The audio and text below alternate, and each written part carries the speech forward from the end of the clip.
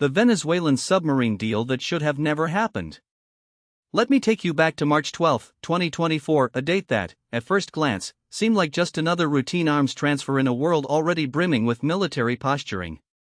The Venezuelan government, under Nicolas Maduro, announced it had finalized a deal with Iran to acquire a fleet of Ghadar-class mini-submarines. At the time, the story barely made a ripple in Western media. A few outlets ran brief wire reports, mostly parroting Caracas's line that these were defensive assets meant to protect Venezuela's maritime sovereignty.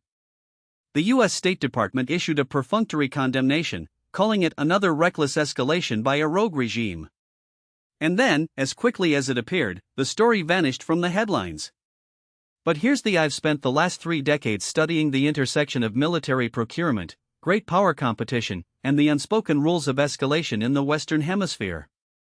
And I can tell you, without exaggeration, that this submarine deal wasn't just reckless, it was a geopolitical earthquake disguised as a minor tremor. What unfolded over the next 6 months wasn't just a regional security crisis, it was the first real test of whether the United States still has the will, the credibility, and the strategic coherence to enforce its own Monroe Doctrine in an era where China, Russia, and Iran are actively dismantling it. And we failed that test spectacularly. Now, before I get into why this was such a disaster, let me be clear about I'm not here to defend Nicolas Maduro. His regime is authoritarian, corrupt, and economically catastrophic for Venezuela. But geopolitics isn't about moral posturing, it's about power, leverage, and the cold, hard calculus of deterrence. And on those terms, the way the US and its allies responded to this submarine deal was a masterclass in how not to handle a direct challenge to your sphere of influence. So let's start with the official narrative, the story they want you to believe. The official a routine arms deal in a multipolar world. According to the version of events you'd get from most Western media, this was just another example of Venezuela diversifying its military partnerships in the face of US sanctions. The Ghadar-class submarines, built by Iran, are small, diesel-electric vessels designed for coastal defense. They're not nuclear-powered, they don't carry ballistic missiles, and they're not exactly the kind of asset that would allow Venezuela to project power beyond its immediate waters. The Venezuelan Defense Minister, Vladimir Padrino Lopez, framed the purchase as a necessary step to protect our exclusive economic zone from foreign encroachment, a clear reference to long-standing disputes with Guyana over the Essequibo region. The U.S. response was predictable. The State Department called the deal destabilizing and warned that it would further isolate Venezuela from the international community. The Pentagon, in a rare public statement, noted that the submarines could complicate regional security dynamics, particularly in the Caribbean, where drug trafficking and illegal fishing are already major concerns. The European Union, ever the cautious bystander, issued a statement expressing concern but stopped short of any concrete action. The subtext of all this was business as usual. Venezuela was thumbing its nose at the US, Iran was extending its influence in America's backyard, and the West was responding with the usual mix of condemnation and hand-wringing. Nothing to see here, move along. But there's a problem with this narrative. Actually, there are several. First, the Ghadar-class submarines aren't just defensive assets. They're asymmetric assets, exactly the kind of capability that can turn a weak state into a major headache for a superpower. These subs are designed for hit-and-run tactics in shallow waters, where they can lay mines, conduct sabotage operations, or even launch anti-ship missiles. They're not built to win a conventional war, they're built to deny an adversary control of the seas. And in the hands of a regime like Venezuela's, which has already shown a willingness to engage in hybrid warfare, from cyber attacks to supporting irregular forces in Colombia, these submarines represent a direct threat to US and allied shipping lanes in the Caribbean. Second, the timing of this deal wasn't random. It came just weeks after the US had quietly withdrawn a significant portion of its naval assets from the Caribbean to focus on the Indo-Pacific and the Red Sea. The USS George Washington Carrier Strike Group, which had been conducting routine patrols in the region, was redeployed to the Pacific in early February. The U.S. Southern Command, which oversees military operations in Latin America, had been gutted by budget cuts and personnel shortages. In other words, the U.S. had just sent a signal, intentionally or not, that it was pulling back from the Western Hemisphere at the exact moment Iran and Venezuela decided to test how far they could push. Third, and most importantly, this wasn't just a bilateral deal between Venezuela and Iran. It was a trilateral operation, with Russia playing the role of the silent enabler. U.S. intelligence sources later confirmed that Russian military advisors were on the ground in Venezuela helping to train crews for the submarines. More alarmingly, there were reports, later corroborated by satellite imagery, that the submarines were being transported not directly from Iran, but via a Russian-flagged vessel that made a detour through the Black Sea, where it was loaded with additional equipment before heading to Venezuela. This wasn't just an arms sale, it was a joint Iranian-Russian operation to establish a permanent military foothold in the Caribbean. So let's say a U.S. adversary sells advanced asymmetric weapons to a hostile regime with the active support of another U.S. adversary, at a time when the U.S. has reduced its military presence in the region, and the official response is a strongly worded statement. If that doesn't set off alarm bells, you haven't been paying attention to how great power competition actually works. The hidden a calculated escalation with global implications. Here's what's really happening. This submarine deal wasn't just about Venezuela. It was a demonstration, a test of U.S. resolve in its own backyard. And the message from Tehran, Moscow, and Beijing was the Monroe Doctrine is dead. The U.S. can no longer enforce its will in the Western Hemisphere, and we're here to prove it. Let me tell you something I've learned from decades of studying these kinds of when revisionist powers make a play like this, they don't do it in a vacuum. They do it because they've calculated that the costs of retaliation will be low, and the benefits, strategic, economic, and psychological, will be high. So let's break down the calculus. 1. The Iranian extending the axis of resistance to the Americas. For Iran, this deal was about more than just selling submarines. It was about establishing a forward operating base in the U.S.'s strategic rear. The Ghadar-class subs are just the beginning. U.S. intelligence reports indicate that Iran has been in talks with Venezuela about setting up a permanent naval repair and resupply facility on Margarita Island, a move that would give the Iranian Revolutionary Guard Corps a permanent presence in the Caribbean. Why does this matter? Because Iran's strategy isn't just about deterring the U.S. in the Middle East. It's about globalizing its resistance network. We've seen this playbook. Iran has proxies in Lebanon, Iraq, Yemen, and now, increasingly, in Latin America. The goal isn't to defeat the U.S. in a conventional war, it's to create a distributed threat that forces the U.S. to spread its resources thin, making it vulnerable everywhere. A permanent Iranian naval presence in the Caribbean would give Tehran the ability to disrupt U.S. shipping lanes in the event of a conflict in the Middle East. Conduct intelligence gathering operations against U.S. military bases in Florida and Puerto Rico. Provide a safe haven for IRGC operatives to plan attacks against U.S. interests in Latin America. And here's the Iran didn't do this alone. It had help from Russia. 2. The Russian testing NATO's southern flank. Russia's involvement in this deal wasn't just about selling a few spare parts. It was about strategic positioning. For years, Russia has been trying to establish a military presence in the Western Hemisphere to counter NATO's action in Eastern Europe. The submarine deal was the next logical step. Let me put this in perspective. In 2019, Russia sent 2 nuclear-capable bombers to Venezuela in a show of force. In 2022, it deployed a naval task force to the Caribbean for joint exercises with Venezuela and Cuba. And now, in 2024, it's helping Venezuela acquire submarines that can threaten U.S. naval dominance in the region. This isn't just posturing. It's escalation. And it's happening because Russia has correctly assessed that the U.S. is too distracted by Ukraine, by Taiwan, by domestic political chaos to respond effectively. But here's where it gets even more dangerous. The submarines aren't just a threat to the U.S. They're a tripwire. If the U.S. were to take military action against Venezuela, say, by intercepting the submarines or striking their bases, Russia has already signaled that it would respond. How? By escalating in Ukraine. By increasing support for Cuba and Nicaragua. By conducting its own naval exercises in the Caribbean.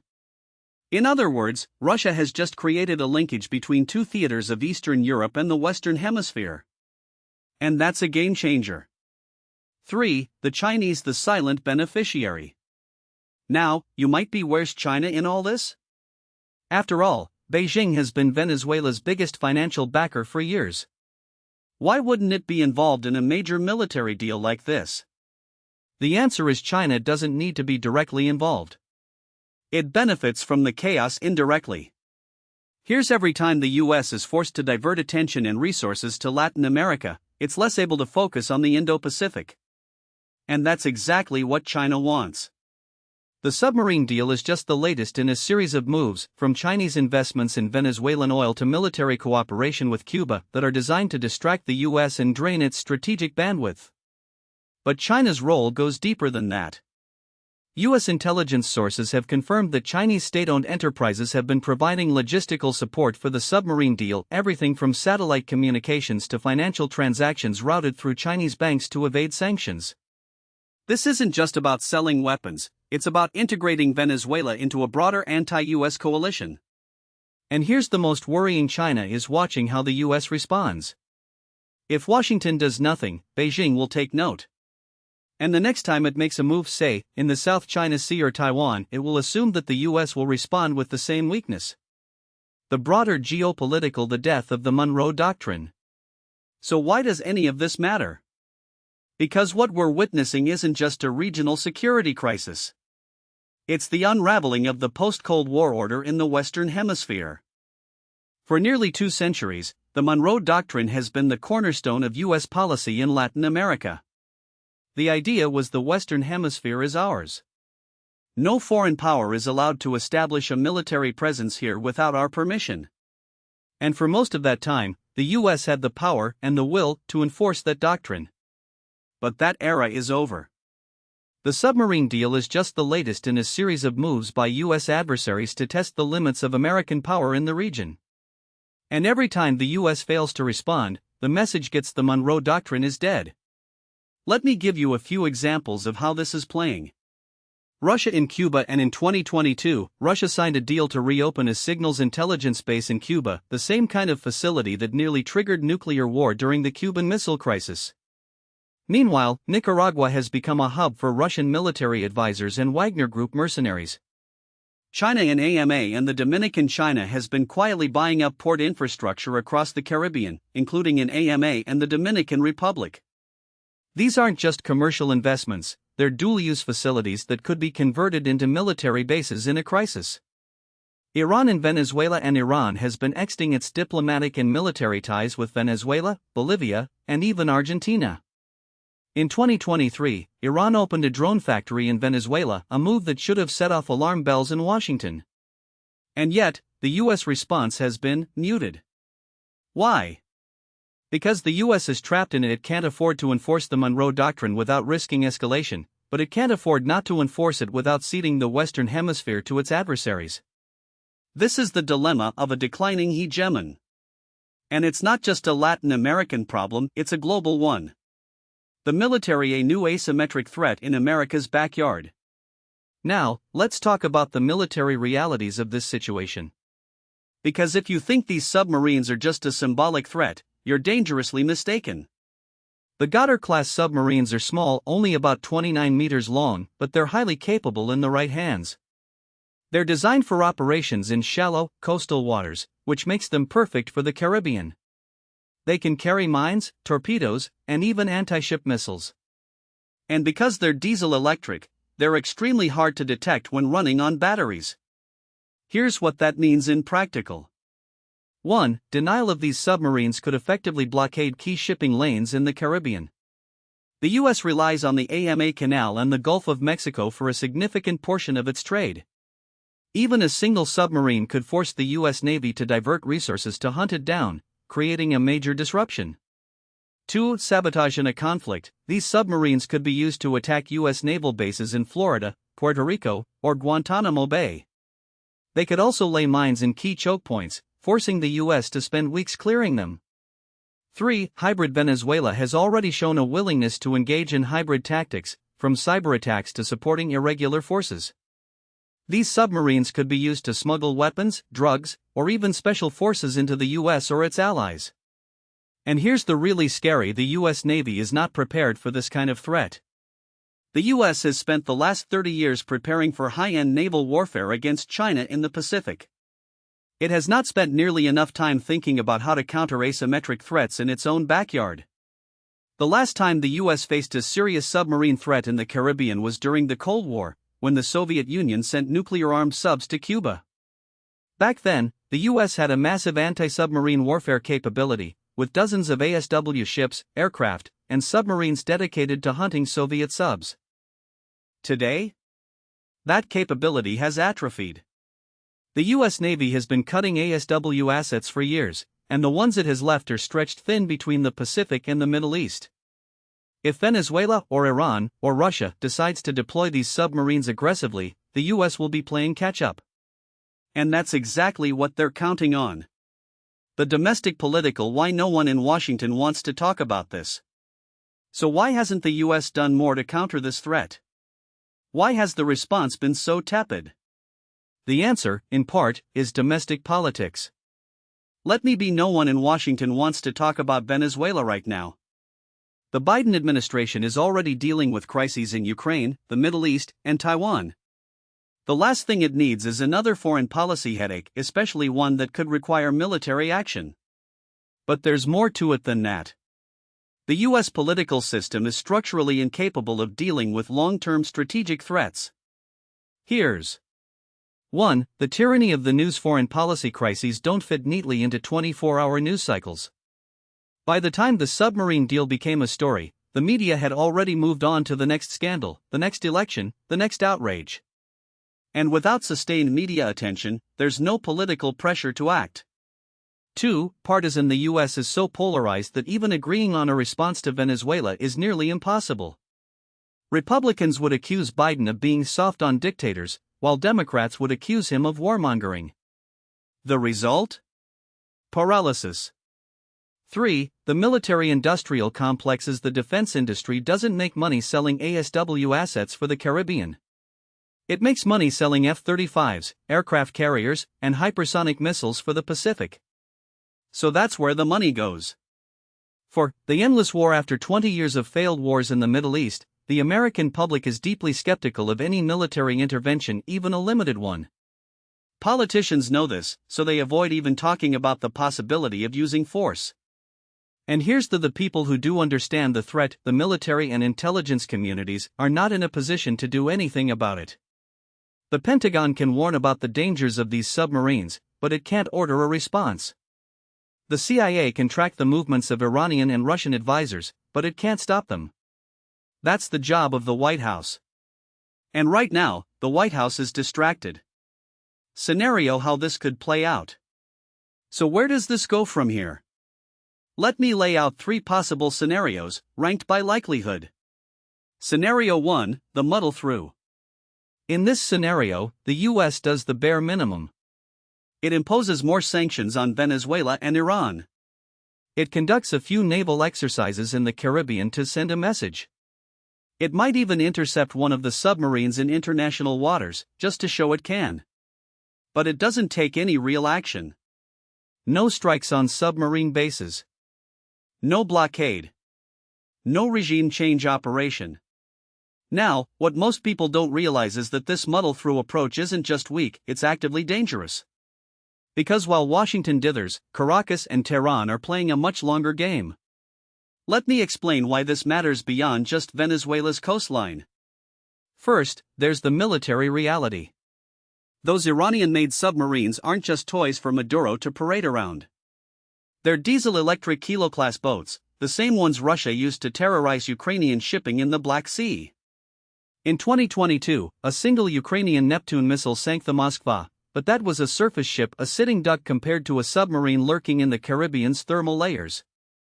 The US Navy hasn't faced a credible submarine threat in its own backyard since the Cuban Missile Crisis, and even then, the Soviets only had a handful of Foxtrot-class boats. Today, Venezuela could field a small but lethal fleet, and the US Southern Command is woefully unprepared. Here's the uncomfortable: the US has been so focused on great power competition with China that it's neglected its own hemisphere. The last time the Navy conducted a major anti-submarine warfare exercise in the Caribbean was 2018, and even that was a token effort. Compare that to the Pacific, where the US runs constant drills with JA and Australia to counter Chinese submarines. The message is the Caribbean is an afterthought. And that's exactly how adversaries like Iran and Russia see it, as an opportunity. Now, let's talk about the broader geopolitical implications. This isn't just about Venezuela. It's about the erosion of U.S. deterrence in its own neighborhood. When the U.S. fails to respond to a clear violation of its Monroe Doctrine, like, say, a foreign power helping a hostile regime build a submarine base, it sends a signal to every other would-be challenger in the region. Cuba sees it. Nicaragua sees it. Even Mexico, which has its own tensions with Washington, takes notes. And the message is the U.S. won't enforce its red lines. I've spoken to retired admirals who served in Southern Command, and they all say the same: the U.S. is losing its ability to project power in the Caribbean. The Navy's surface fleet is stretched thin, the Coast Guard is underfunded, and the Air Force's P-8 Poseidon ASW aircraft are all deployed in the Pacific. Meanwhile, Iran is using Venezuela as a testing ground for its asymmetric warfare tactics. Remember the 2020 plot to assassinate the U.S. ambassador to South Africa? That was an Iranian operation. Now imagine that same network with a submarine base in the Caribbean, just 1,500 miles from Miami. And here's where it gets worse. The U.S. isn't just failing to deter Venezuela, it's failing to deter its allies. Russia has already used Venezuela as a staging ground for nuclear-capable bombers, and China has been quietly extending its influence through port deals and loans. If the U.S. can't stop a few submarines, what's to stop Beijing from deploying its own subs to the region?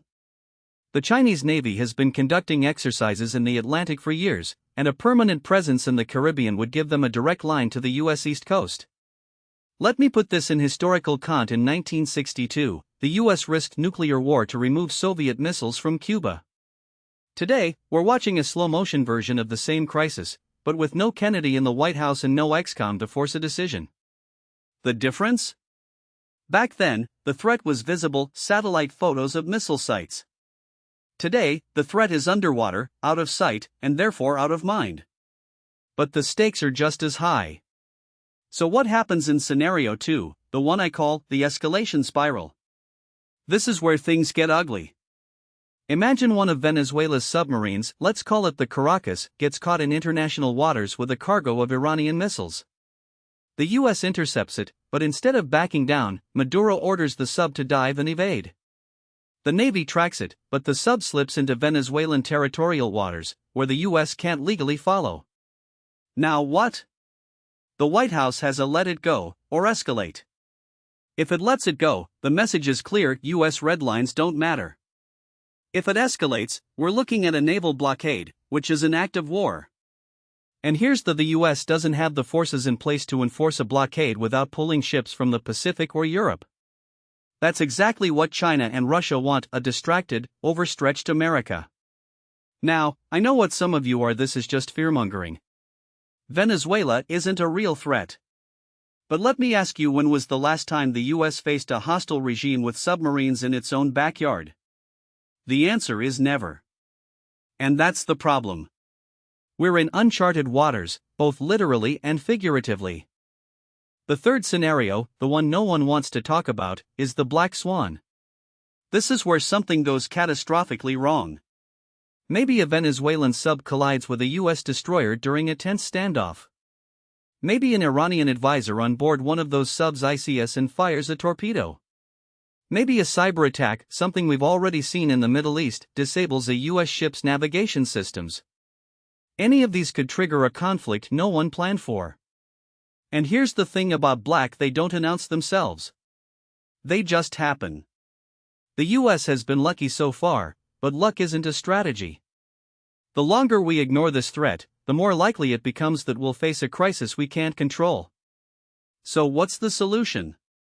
It's not more sanctions, they've been tried for 20 years and haven't worked. It's not regime change, we've seen how that ends in Iraq and Libya.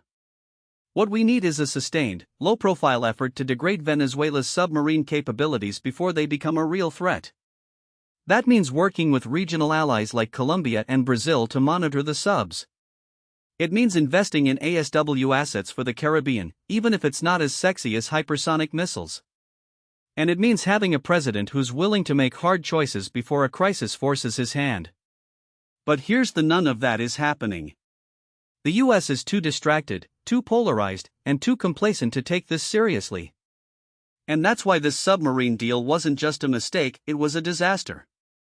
Because the longer we ignore it, the more inevitable the next crisis becomes. And when it happens, we won't be able to say we weren't warned. Now, what most people don't realize is that this submarine deal isn't just a military problem, it's a domestic political time bomb for both Venezuela and the United States. And if we don't understand the internal dynamics at play, we're going to misread the whole crisis when it finally erupts. Let's start with Venezuela. Maduro's regime is weaker than it looks. The economy is a smoldering ruin. GDP has contracted by 75% since 2013, inflation hit 1,000,000% in 2018, and oil production, the country's lifeblood, has collapsed from 3.5 million barrels a day in 1998 to barely 700,000 today.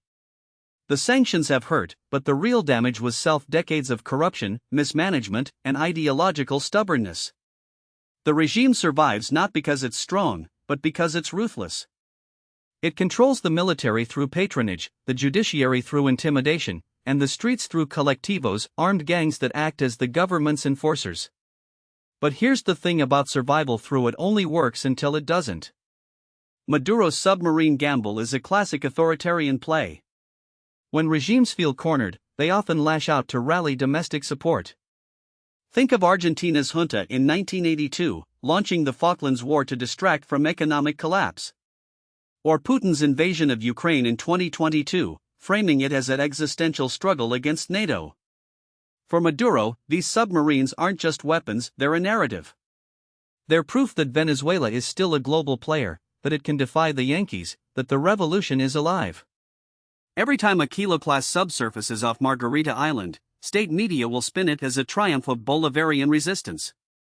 And for a population that's suffered through hyperinflation, blackouts, and mass immigration, that kind of symbolism matters. But here's the uncomfortable: the more Maduro leans on this narrative, the more fragile his position becomes. Because submarines don't put food on the table. They don't fix power grids or reopen closed hospitals.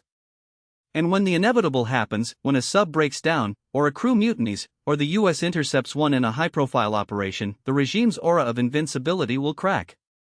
Remember 2019, when Juan Guaido's attempted uprising fizzled out? The regime survived, but the myth of its invincibility took a hit. A submarine failure would be worse. It would expose Maduro as a leader who's gambling with Venezuela's future on a losing hand. Now, let's talk about the opposition. For years, the US and its allies have bet on regime change through elections, sanctions, and diplomatic pressure.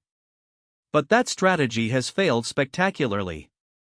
The opposition is fractured, with factions ranging from hardline anti-Chavistas to pragmatic dealmakers willing to negotiate with the regime. The 2024 presidential election was a farce. Maduro barred the most popular opposition candidates, stuffed the Electoral Council with loyalists, and used state resources to buy votes. The result? A sham victory that fooled no one, least of all the Venezuelan people. But here's the opposition's weakness isn't just about Maduro's repression. It's about the fact that after 25 years of Chavismo, Venezuela's political culture has been hollowed out. The old parties are discredited, the new leaders lack charisma, and the military, the only institution that could force change, remains loyal to Maduro because the alternative is prison or exile. So where does that leave us? With a regime that's increasingly desperate and an opposition that's increasingly irrelevant. And that's a dangerous combination. Because when authoritarian regimes feel cornered and their opponents are weak, they often double down on repression.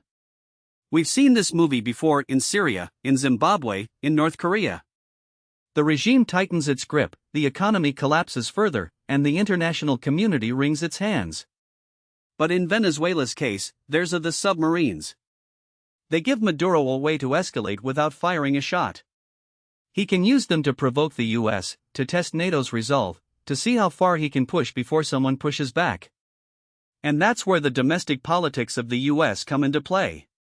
Let me explain why this matters for Washington. The US political establishment has treated Venezuela as a sideshow for years. Democrats see it as a human rights issue, Republicans as a geopolitical threat. But neither side has a coherent strategy. The Trump administration's maximum pressure campaign, sanctions, oil embargoes, even a failed coup attempt, backfired. It hurt ordinary Venezuelans more than the regime, and it gave Maduro an excuse to crack down on dissent. The Biden administration has taken a softer approach, offering sanctions relief in exchange for electoral concessions. But that's just kicking the can down the road. Because at the end of the day, neither party wants to own the Venezuela problem. It's too messy, too unpredictable, and too politically toxic. And that's the real danger. Because when the next crisis hits, and it will, Washington will be caught flat-footed. Imagine this: a Venezuelan submarine, operating near the U.S. Virgin Islands, is detected by a U.S. P-8 Poseidon patrol aircraft. The sub doesn't respond to hails. The U.S. Navy deploys a destroyer to shadow it. Tensions rise. Then, a miscalculation: a Venezuelan officer ICS, a U.S. captain overreacts, a torpedo is fired. Suddenly, the U.S. is in a shooting war with Venezuela, a country that's been a thorn in its side for decades but never a direct military threat. Now, ask, how would the U.S. political system handle that? Would Congress authorize military action? Would the public support it? Would the president, whoever it is, have the credibility to manage the crisis? The answer is no, no, and no. Because for 20 years, the U.S. has treated Venezuela as a nuisance, not a priority. And when you ignore a problem long enough, it stops being a nuisance and starts being a disaster. Here's another scenario, one that's even more: the submarines become a bargaining chip. Maduro, facing economic collapse and internal dissent, uses them to extract concessions. He offers to limit their operations in exchange for sanctions relief. He hints that he'll sell them to Iran or China if the U.S. doesn't play ball. And the U.S., desperate to avoid a crisis, takes the deal. But here's the thing about bargaining: with they always want more. And once you start down that road, you're trapped. You either keep giving in, or you risk a confrontation. There's no middle ground. So what's the way out? It's not pretty. The U.S. needs to recognize that Venezuela is a failed state, not a rogue regime. That means shifting from a strategy of regime change to one of containment. It means working with regional allies to isolate Venezuela diplomatically and economically. It means investing in cyber and electronic warfare capabilities to degrade Venezuela's submarine operations without firing a shot. And it means preparing for the day when the regime collapses, not through invasion or coup, but through its own internal contradictions. Because that's the endgame here. Maduro's regime is a house of cards. The submarines are a last-ditch effort to prop it up, but they can't fix the underlying rot. The economy is broken, the military is restless, and the people are exhausted. The only question is how long it takes for the house to fall. And when it does, the U.S. needs to be ready, not with a plan for invasion, but with a plan for stabilization. Because if we've learned anything from Iraq and Libya, it's that toppling a regime is easy. The hard part is what comes in. But here's the: no one in Washington is thinking that far ahead. The political class is too busy fighting over culture wars and short-term gains. The foreign policy establishment is too focused on Ukraine and Taiwan. And the American public? They couldn't care less about Venezuela until it's too late. And that's why this submarine deal isn't just a mistake, it's a symptom of a much deeper failure. A failure to understand that in the 21st century, the biggest threats aren't just the ones you can see.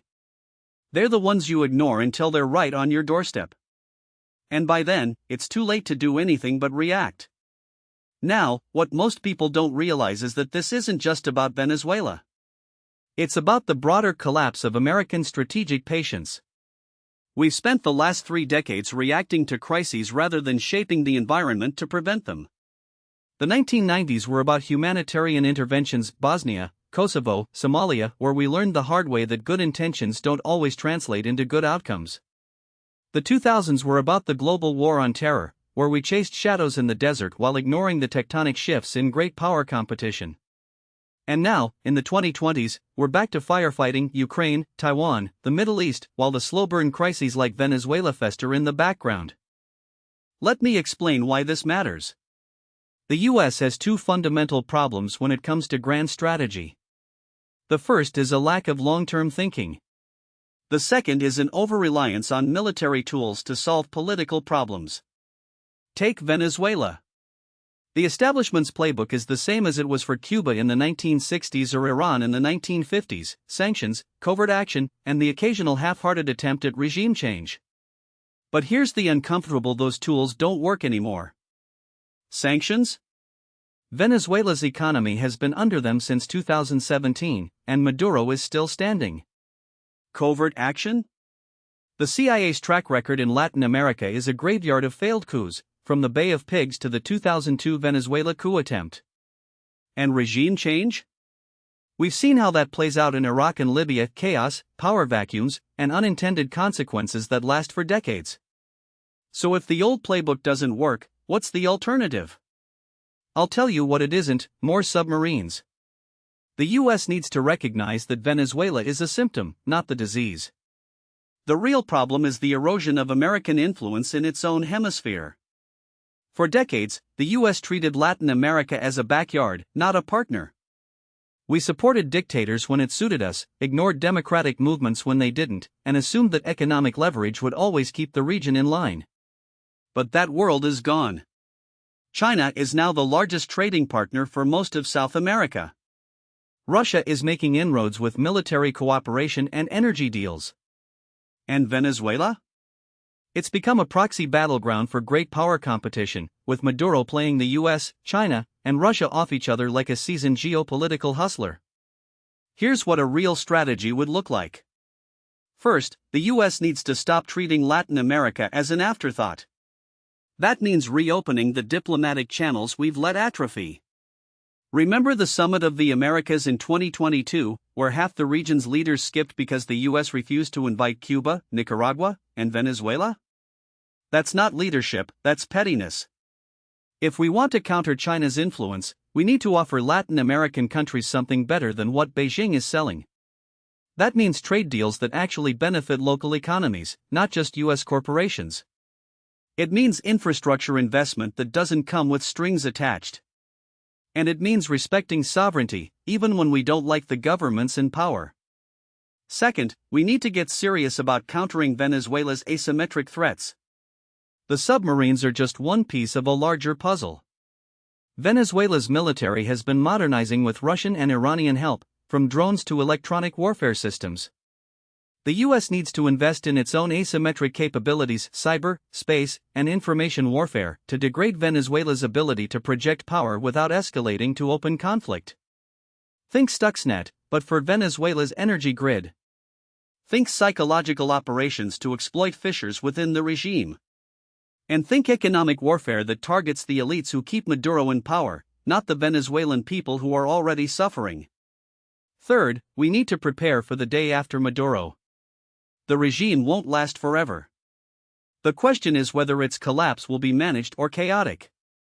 If we're smart, we'll start working with regional allies, Colombia, Brazil, Mexico, to plan for stabilization. That means training police forces, rebuilding institutions, and ensuring that Venezuela's oil wealth doesn't get looted by the next strongman. It means learning from the mistakes of Iraq and Libya, where we toppled regimes without a plan for what came in, and it means being honest with the American public about the costs. Stabilizing Venezuela won't be cheap, and it won't be quick. But the alternative, another failed state on our doorstep, with all the migration, crime, and instability that entails, is far worse. Now, I know what some of you are thinking. This all sounds great in theory, but in practice, it's impossible. The US political system is too polarized. The bureaucracy is too slow. The American people are too distracted. And you're not wrong. But here's the world doesn't wait for us to get our act together. China isn't sitting around debating whether to invest in Latin America. Russia isn't holding focus groups before selling arms to Venezuela. And Maduro? He's not losing sleep over whether the US has a coherent strategy. He's too busy playing the long game, exploiting our weaknesses, and waiting for us to blink. The real question is whether we're willing to do the same. Are we willing to think beyond the next election cycle? Are we willing to invest in the tools and relationships that will shape the 21st century? Or are we going to keep reacting, keep firefighting, and keep making the same mistakes until it's too late? Because that's the choice we're facing. And right now, I'm not optimistic. Let me leave you with this. In 1987, a young U.S. Navy officer named James Stavridis wrote a paper about the future of naval warfare. He argued that the U.S. needed to shift from a platform-centric approach focused on big ships and aircraft carriers to a network-centric one, where information and precision strike capabilities would dominate.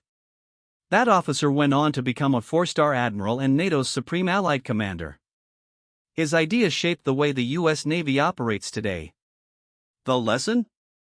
Grand strategy isn't about predicting the future. It's about preparing for it. And right now, we're not prepared.